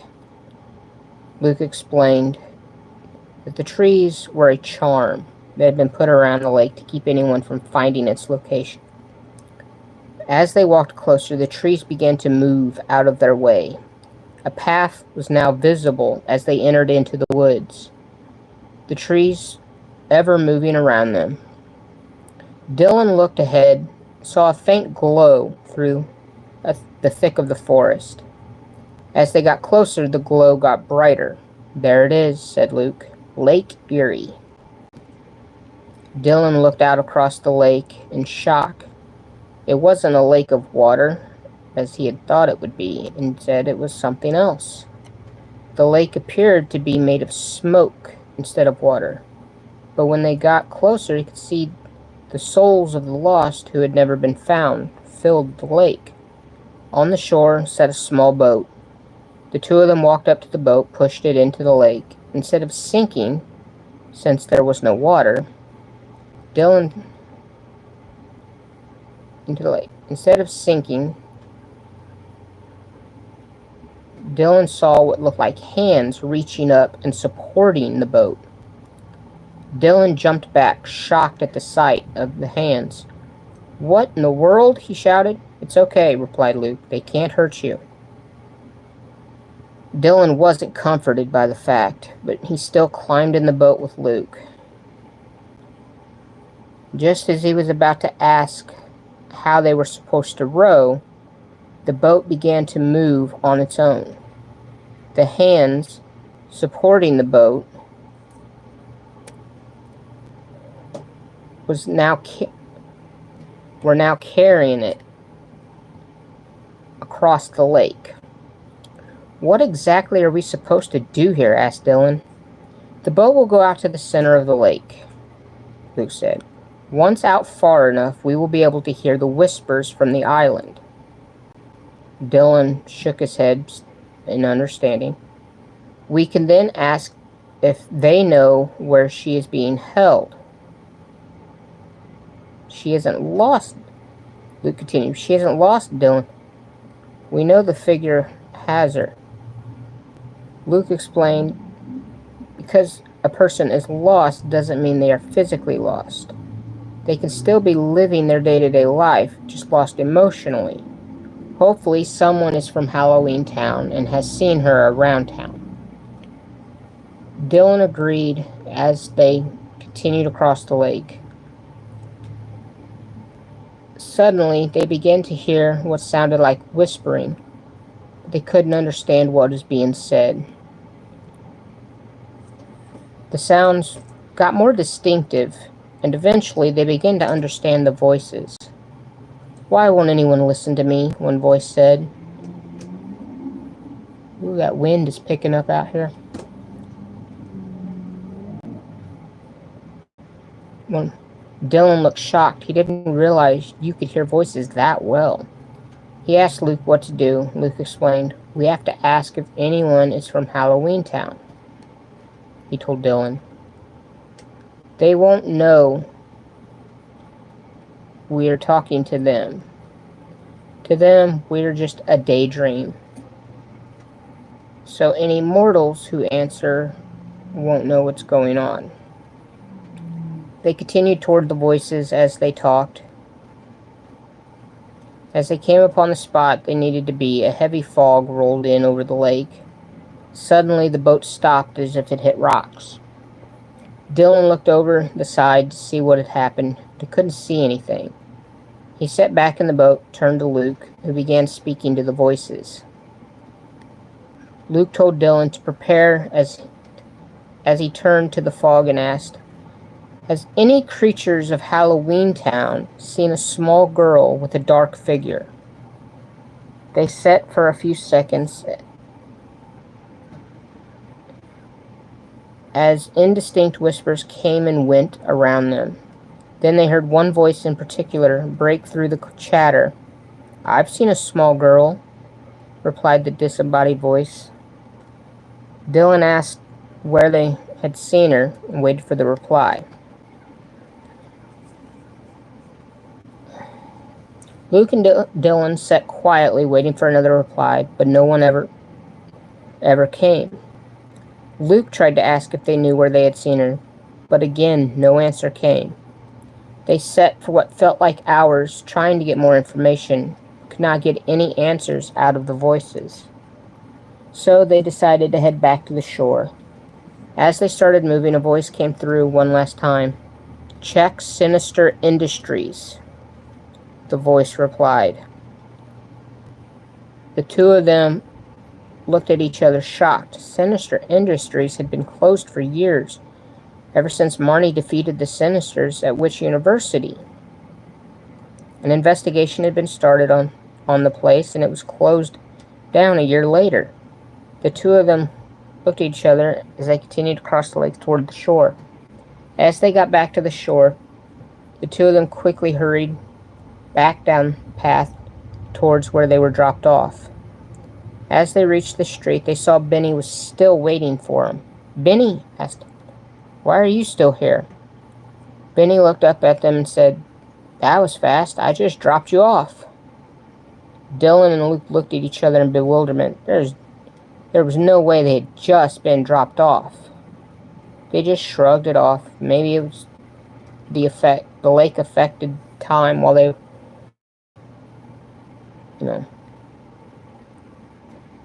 maybe the lake affected their time. They asked, "Oh, stupid phone. Storm is breaking. We got weather moving in. It's starting to break up the signal here a little bit, I think. See how this continues as I keep going." They asked Benny to take them back to the house so they could tell Marnie about Sinister Industries. As they stepped out of the cab, Dylan realized they had forgotten to collect the voices so they could find out who the traitor was at the house. Luke told Dylan not to worry. They hurried inside to tell Marnie and Gwen about what they were told at the lake. Hearing the news, Gwen and Marnie quickly grabbed their things and rushed out to catch Benny's cab. Benny was sitting patiently waiting on them, knowing they would want to check out the place immediately. They asked Benny to take them to Sinister Industries as fast as they could. Benny quickly took off down the road back towards Halloween Town. As they passed through the edge of town, they could see the town square was empty. They remarked how odd it was for nobody to be out on a day like this. They looked around an empty Halloween Town. Benny told them they were almost to Sinister Industries. They looked out the window to see a decaying building, sections of which had begun to crumble, the sides covered in vines, moving like arms of an octopus. They looked for new areas to grab onto. Chapter 5, The Sinister Factory. As they walked into the factory, they saw all of the creatures that were missing from Halloween Town. They had been put under the gray spell and forced to work, though it was unclear what their jobs were since the place had been closed for so long. Regardless of this, the creatures continued to work away as if they were on a timed schedule. None of them looked up, yet Marnie and Gwen continued to walk around trying to figure out what they were doing. They tried to ask one of them what they were doing, but did not get a response. "What's going on here?" asked Marnie.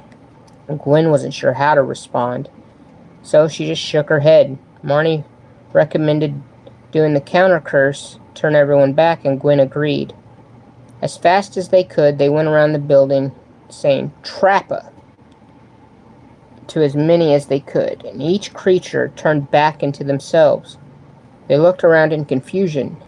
None of them seemed to know why they were there, but they gave their thanks and hurried back to their homes.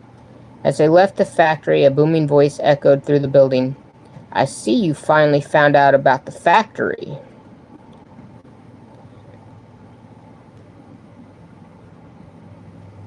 "Please shout out my friend's birthday. His name is Mike Oxlong." Yeah, funny. Dude, I'm a prankster. You ain't gonna get me with that kind of stuff.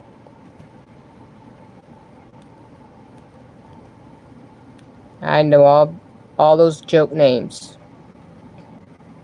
Call Walmart asking if your friend Anita's there. Anita Amanda Hug and Kiss. Yeah, I know all those names.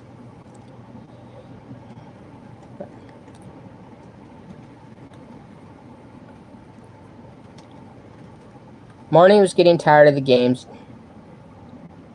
the figures seemed to be playing and decided to let him know. Quit playing these damn games. What the hell do you want already? This seemed to upset the figure as the voice grew louder. Don't you dare talk to me like that, Miss Piper, the voice yelled out. You have no idea who you're messing with. Gwen got defensive with the voice yelling at her daughter like that and ordered it to show itself. Fine, replied the voice. I guess it's about time for you to see who I am. Suddenly, the room filled with smoke as the voice told them to prepare. Then the smoke seemed to move toward an open area of the factory floor. As it moved, it began to shapeshift into a being. After a moment, a knight stood in front of them. Confused at first, Marnie looked at her mother, who was just as baffled. They both seemed to realize the knight was the Knights of the Iron Dagger, a centuries-old fanatical knighthood who wanted to destroy all things magical.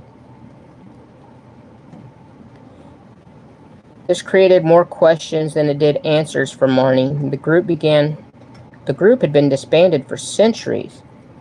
They showed up when she tried to unite the creature in Mortal World, but even then it was just an imposter, someone from Halloween Town trying to scare Marnie into giving up her plans. Where is my daughter? Marnie asked. The knight just laughed, then replied, Don't worry about young Emily. She is safe. For now. Marnie began to charge the knight when Gwen grabbed her and pulled her back. Marnie relaxed, took a deep breath. Give me my daughter now. The knight waved his hand, and Emily appeared in a window overlooking the factory. Mommy, help! She cried out.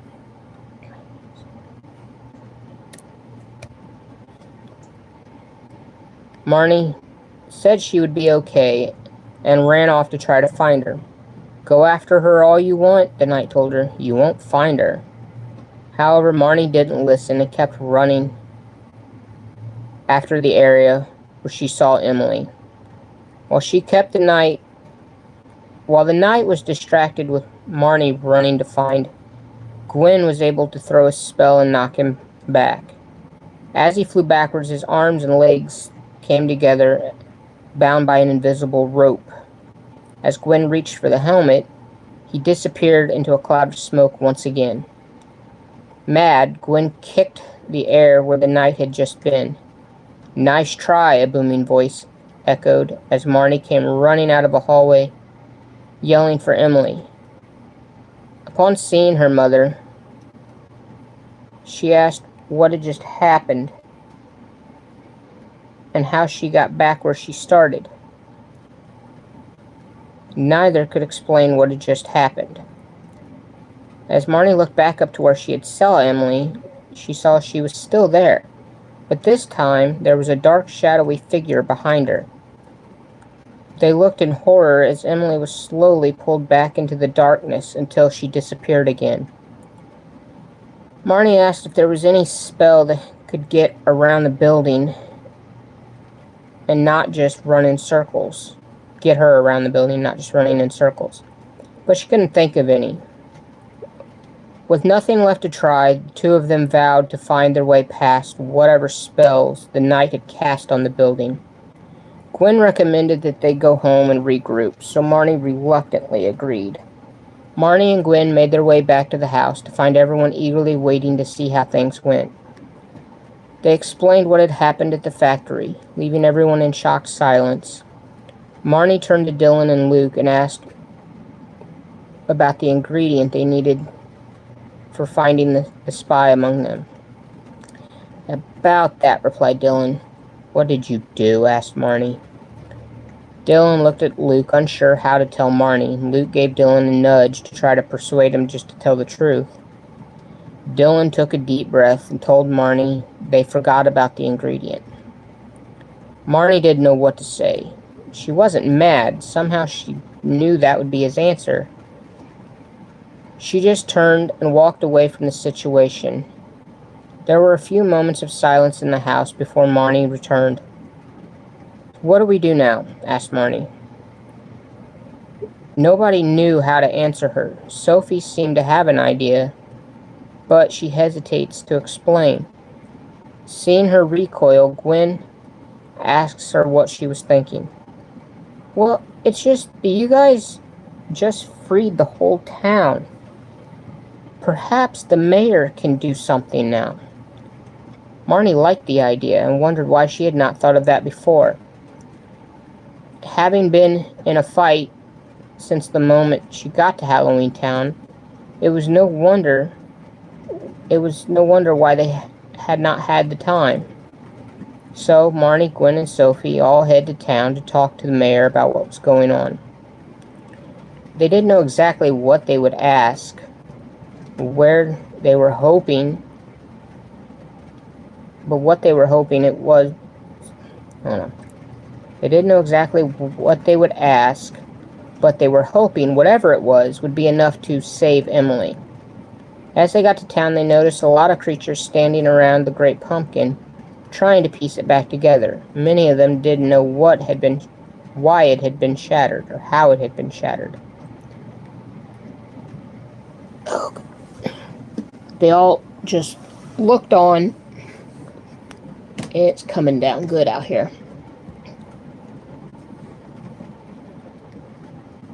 They all just looked on, knowing there was nothing that could be done to fix the pumpkin. They turned away from the scene and walked across the street to Town Hall. Upon entering the building, they see some creatures everywhere running around frantically. It was as if they had been away from their posts for a long time and were trying to get caught up on their work. Nobody even noticed when Marnie and everyone walked right past and went straight into the mayor's office. At first, the office looked empty, but after looking around, they found the mayor in a side office. Mayor Hoodwinkle was a young witch, the first female mayor of Halloween Town. She hadn't even been mayor that long, just having been elected about a year before. She was quickly sorting through papers, seemingly trying to get things back to an organized manner. "Oh, hey there," said the mayor as she looked up. "Please come in." Marnie stepped into the office while others waited. "Please, I know you have a lot going on right now," Marnie told her, "but I could use some help." Mayor Hoodwinkle asked what was wrong. Marnie explained about how her daughter had been kidnapped by the figure that had cursed the creatures. "So you're the one who freed everyone?" Hoodwinkle asked.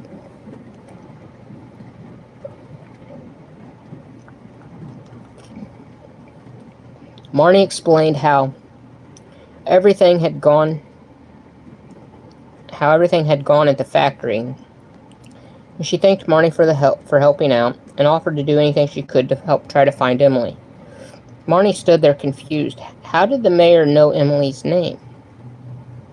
Did she forget that she just said the name? Did she overhear her name as they walked in? Marnie was not sure how she knew, but she figured she was the mayor. It was her job to know. Marnie decided to let it go and not give it another thought. Marnie asked if there was a place in Halloween Town where someone might hide. Hoodwinkle thought for a moment, but couldn't think of any place specific like Marnie described. The two of them went to a large map of Halloween Town that hung on the wall. At first glance, it was just like the map back at the house that Marnie had been using already. But as they stepped closer, something odd happened. A new feature came into view on the map, one that was not present on the map they had at home. It was as if a storm had rolled over majestic peaks. The peaks can be seen on the other map, but nothing on the map was interactive. "What is that?" Marnie asked as she pointed to the area on the map where the storm seemed to be. "Ah, it would seem there's something hidden up in the mountains," replied the mayor. Marnie asked how she knew that. Hoodwinkle explained that the map held in town was a special enchanted map. She cut her explanation short as she gave Marnie a dire warning about the mountains. "I would not venture up there," Hoodwinkle warned. While the name sounds inviting, the majestic peaks are the deadliest location in all of Halloween Town. Marnie didn't think much of the mayor's warning, as there was no reason to question her. It wasn't out of the realm of possibility for the mountains to be dangerous, even in Halloween Town. The most random things could prove to be the most dangerous. So, with the new information, they all left and headed back to the house to try to form another plan. As they reached the door of City Hall, they noticed a weird storm suddenly fallen over the town. Slowly, they stepped outside to see the knight standing in the middle of the street. This time, however, he wasn't alone. There were now 3 more knights standing to each side.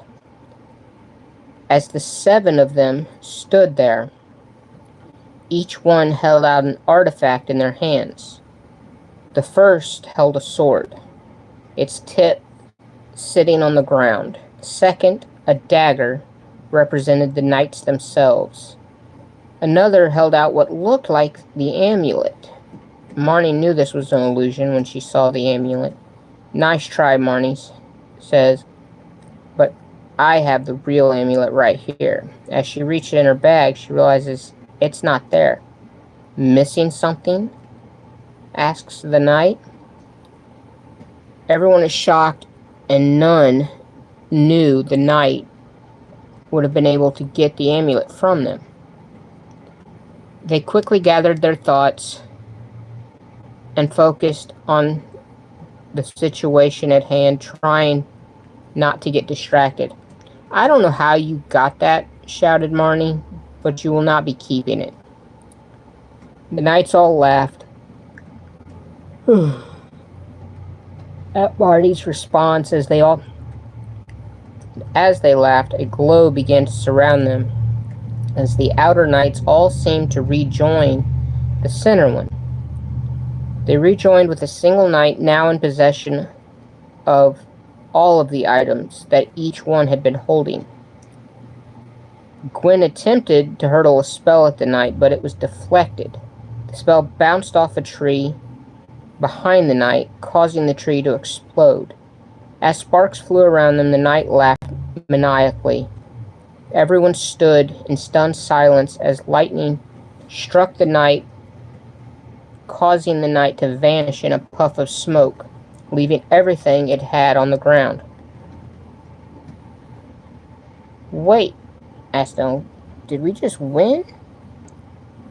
"I don't know.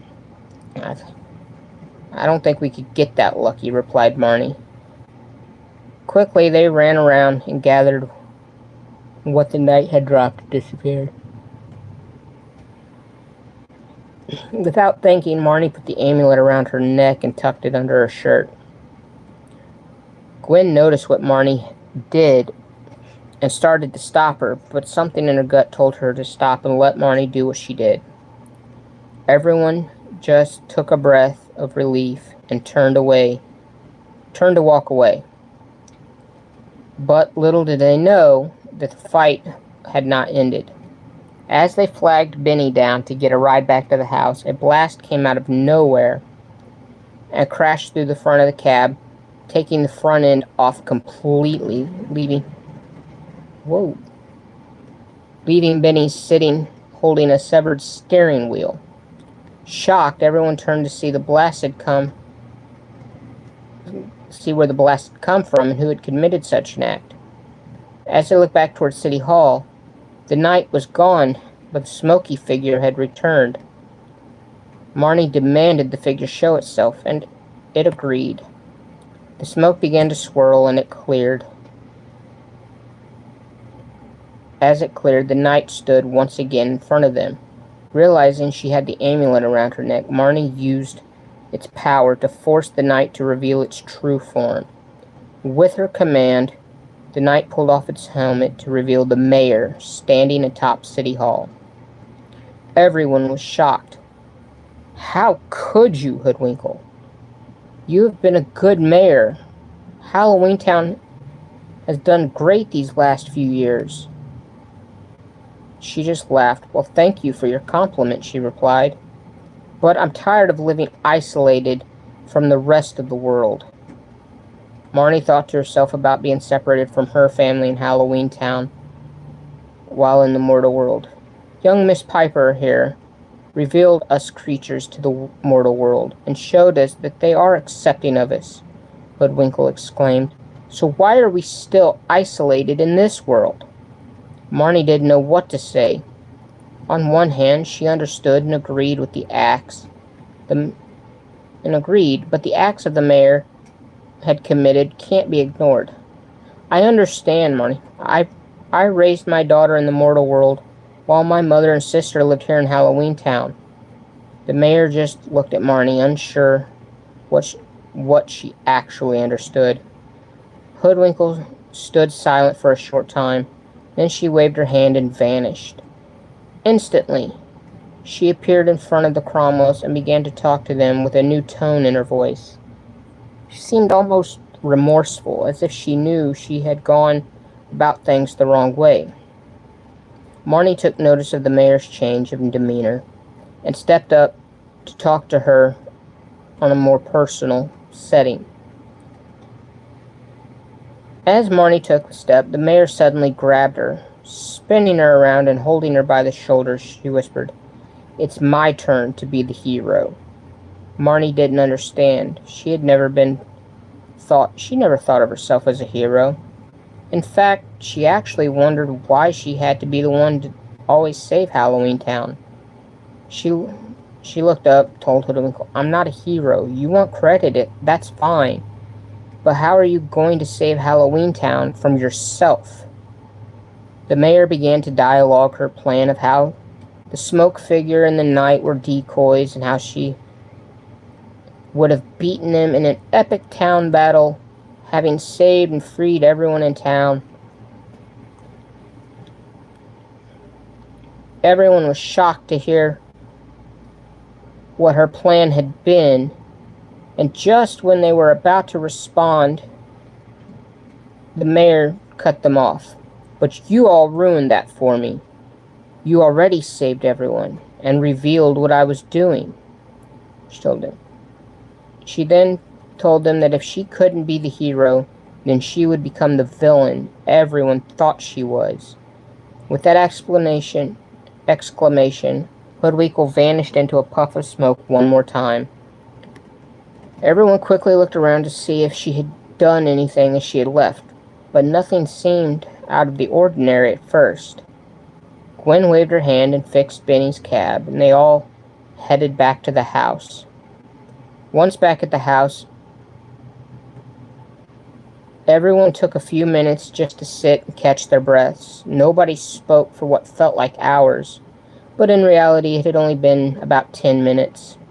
Then Marnie realized they had not gotten back to the most important thing they had gone out to save. Emily, her daughter. Realizing, she jumped up and screamed, Emily! Everyone gasped, realizing in that moment they had not yet brought Emily back home. Overwhelmed by everything everything that had gone on in the last few hours alone, Marnie broke down in tears, fell to her knees. Without even saying a word, Ethan walks out of the house and leaves. Everyone watches, wondering what he was planning on doing. Sophie walked to the door to see if she could see where he was going, but she was shocked by what she saw. Ethan wasn't outside. He was nowhere in sight. She wondered how a person who had renounced his powers could have just vanished quickly. She ran in.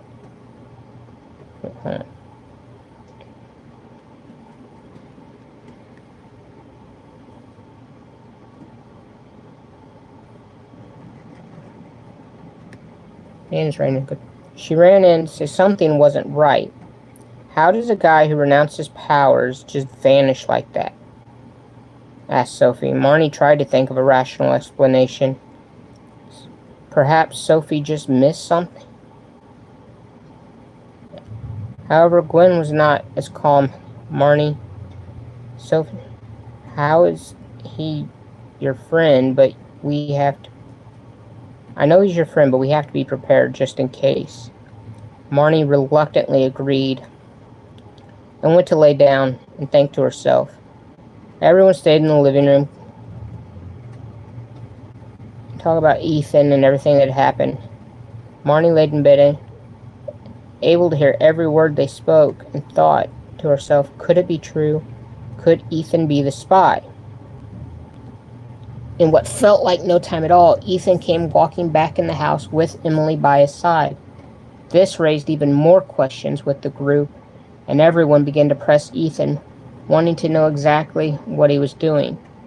The questions came so fast, Ethan couldn't keep up and finally broke down. Okay, he shouted.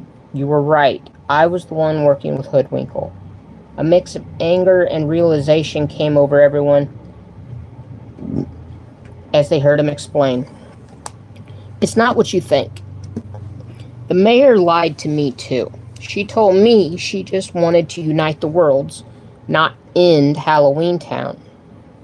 He went on to explain that when Marnie revealed the mayor's true plans, he felt horrible and had to fix his mistake. He went to where they had kept Emily hidden and brought her back home. But what about you vanishing like that? Ethan explained Hoodwinkle had given him a wand that would allow him to use a range of magic inside Halloween Town only. It was that wand that he used to save Emily as a way to apologize to Marnie for everything. The group was still mad, but they eased up when Gwen said it was up to Marnie to decide if Ethan was to be forgiven for what he did. Hearing Emily, Marnie came back out and gave her daughter a hug. She then turned to Ethan and started to go off on him, but Luke stepped in, told her to lighten up. Remember how we first met? Asked Luke. Marnie thought back to her fight. Why does it fight? Hold on, I gotta fix another word here. Her first time in Halloween Town and how Luke had been helping Calabar. But I realized my mistakes too, and I helped you in the end, said Luke, just as Ethan has done. Marnie realized Luke was right, but how could she forgive Ethan for kidnapping her daughter? That was far worse than what Luke had done so many years ago. Having stood there and listened to all of this, Ethan had no words to say. He simply hung his head and began to walk out of the house. If they would not forgive him for what he had done, there was no point in staying. As he reached for the door, he felt a hand grab his shoulder. Luke had stopped him from leaving.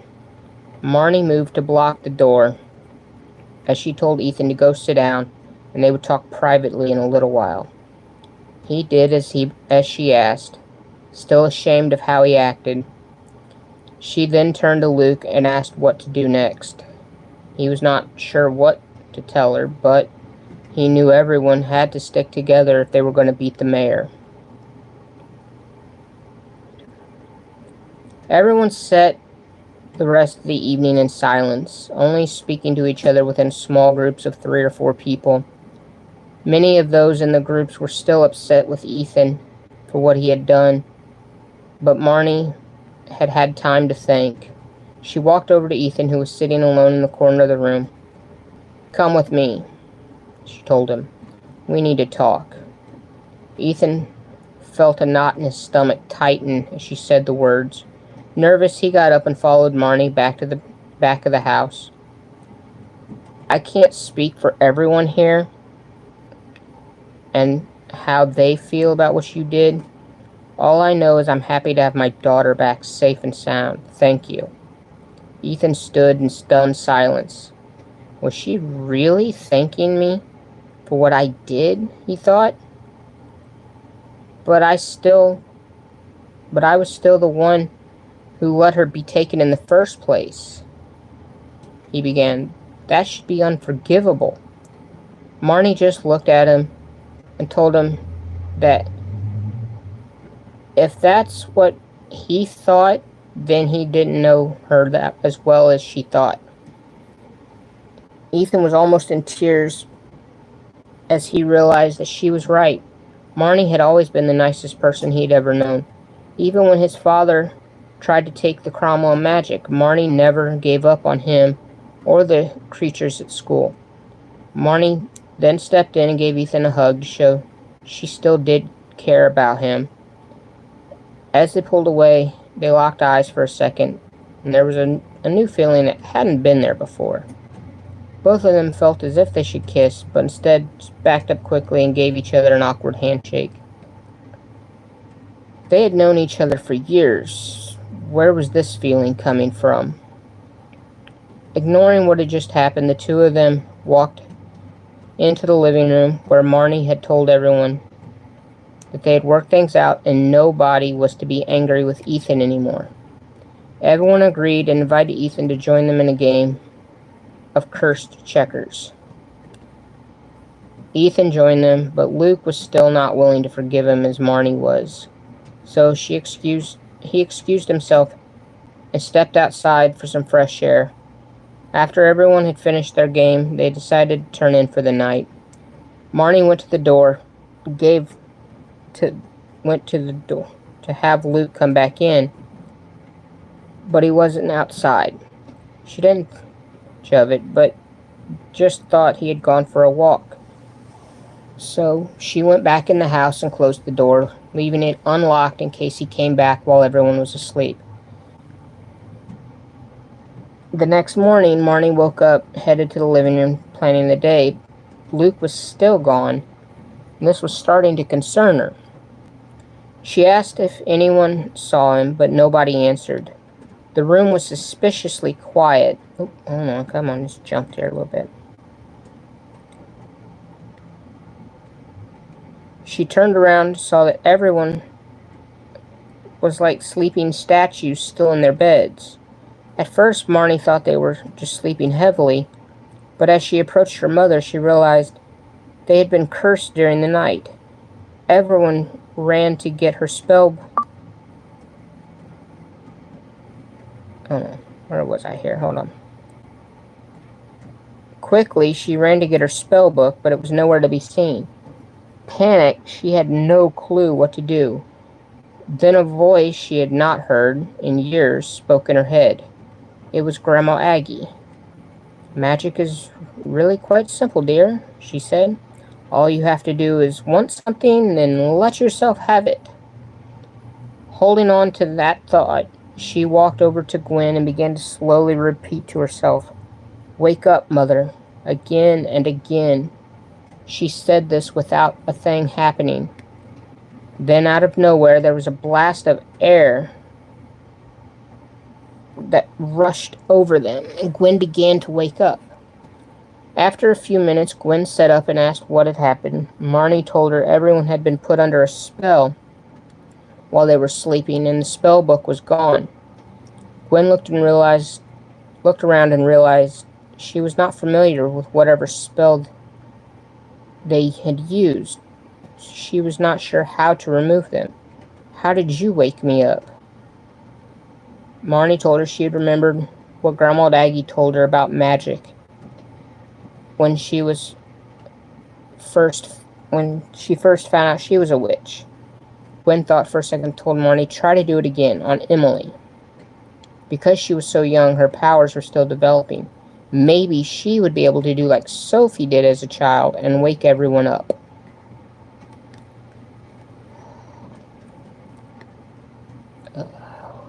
That is the first half of the book. Now, we've been on here 2 hours, so I might go ahead, call it a day for today, then come back tomorrow and finish the second half of the book. So, if you want to hear the rest of this story, there's 10 chapters. We just finished the first 5. We got 5 more to go.